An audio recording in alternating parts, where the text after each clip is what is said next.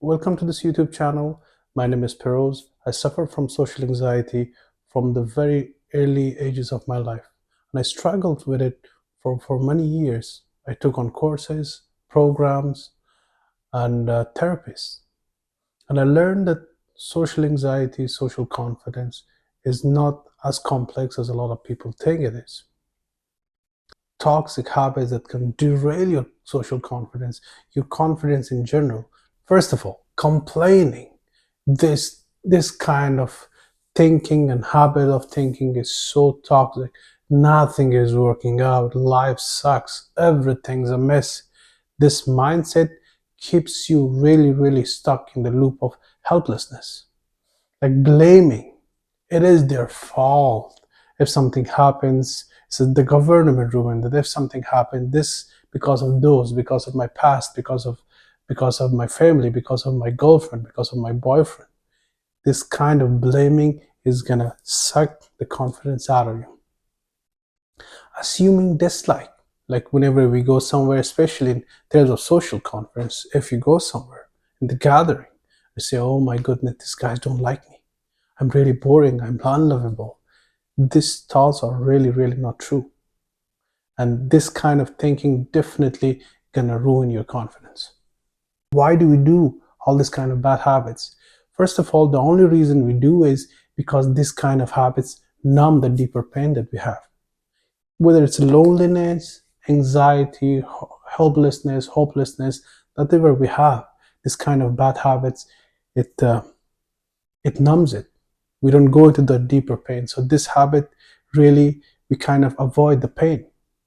So these habits are the only reason that we have these habits, because of we don't want to go into the deeper problems. Because if we say, well, it is my fault, we have to do work on our own selves. So that is the reason. Similar to any bad habits like smoking, like any bad habits, they offer really quick hit of relief. Like smoking, drinking, pornography, these are just a temporary fix for a couple of minutes.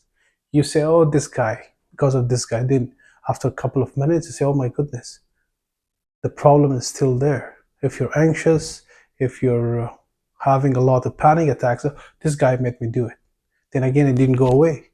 You're still gonna have that kind of anxiety and panic attacks. So once you believe in this kind of lies, you fall into the trap of helplessness. And once you feel in the power, like once you feel hopeless, you can disconnect from your natural strength, that you are powerful, that you all can find any solution to any kind of problem.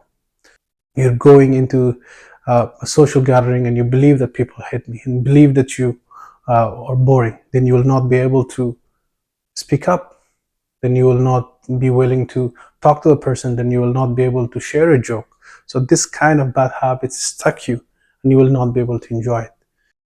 Over time, the emotional weight turns into physical headache, chronic stress, and pain. I remember this. This habit was part of my life, and I used to have so much stomach problems, so much headache problems. And once I get out of all this bad habits of thinking, within a couple of months, I feel relaxed. My body, my mind, my muscles feel relaxed.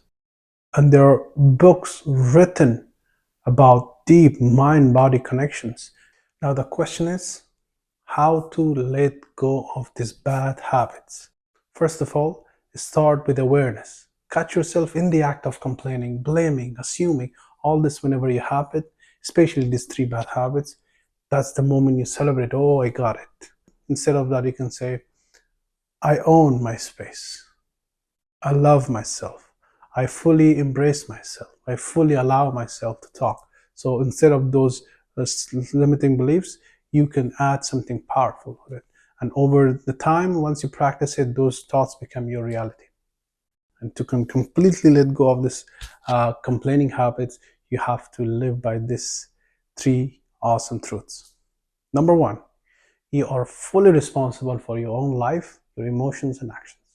There's nobody in the world responsible for your life, for your emotions and actions but you, as an adult. You are not responsible for others' emotions. You really are not responsible for others' emotions. Just think about this. The world at its core is a friendly place. That's true. We might have chaos, we might have conflicts, but a deep space of the world is friendliness. We are so friendly to each other.